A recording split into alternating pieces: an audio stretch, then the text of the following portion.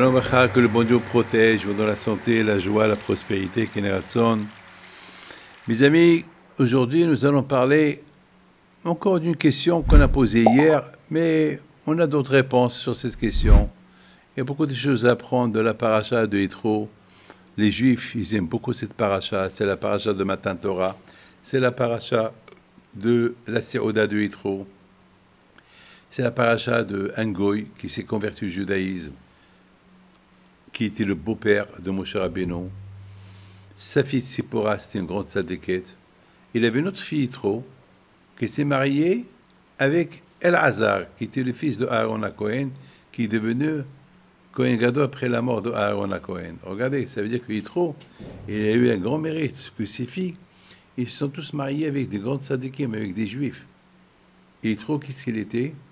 Il était un homme, un idolâtre. Il était loin de Dieu. Il connaissait tous les idolâtres. Il a vénéré tous les idolâtres. Et à la fin, il a reconnu qu'il n'y a que Hachem. Et il était le premier qui a dit Baruch Hashem. Aujourd'hui, tout le monde dit Baruch Hashem. Comment ça va? Grâce à Dieu. Baruch Hashem, Baruch Hashem. Et qui est le premier qui a dit Baruch Hashem? C'est Yitro. C'est le premier qui a dit Baruch Hashem. Il a béni le bon Dieu, le nom d'Hachem. Mes amis, quelle est la raison que Yitro il a eu ce mérite-là? Que il est devenu ce qu'il est devenu et que la paracha de Yitro, la paracha de Matan Torah, elle a pris son nom. Mes amis, il faut savoir une chose. Un juif, combien il doit faire attention de faire plaisir à Hachem. Moi, jamais j'oublierai. Jamais j'oublierai. Une fois, j'étais dans un avion. Il y avait beaucoup de juifs, mais ils ne me connaissaient pas. Il y a longtemps de cette histoire. Et c'était avec la compagnie Air France. Et je crois qu'on allait en Guadeloupe. Et voilà, les gens, ils mangent. Il y avait un juif, il m'a reconnu. Mais il a pris son repas pas cachère. Il a fait semblant qu'il ne mange pas, mais en cachette, il mangeait. Et pendant le vol, il y a le steward. Il vient me poser une question. Il me dit, monsieur le rabbin, je peux vous poser une question? Je dis oui. Il me dit, vous êtes rabbin, vous êtes juif.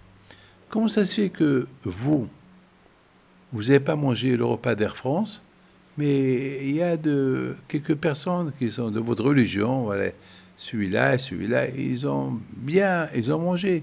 Pourquoi vous n'avez pas mangé? Pourquoi regarde, le repas, il est bon, il est cachère. J'ai dit non, il n'est pas cachère.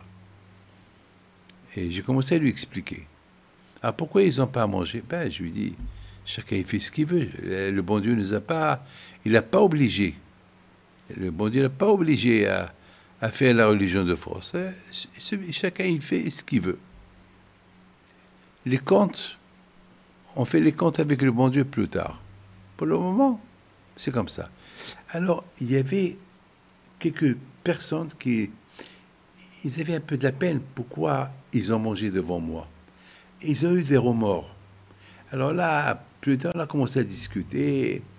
Et bien, vraiment, après 2 heures, on a parlé d'Ivret Torah, ils ont pris sur eux de manger cachère. Mes amis, celui qui fait kavod à Hachem, il n'y a rien qui vaut celui qui fait kavod à Hachem. Celui qui fait l'honneur d'Akadosh Baruch Hu. J'étais le premier à ne pas manger du non cachère dans l'avion.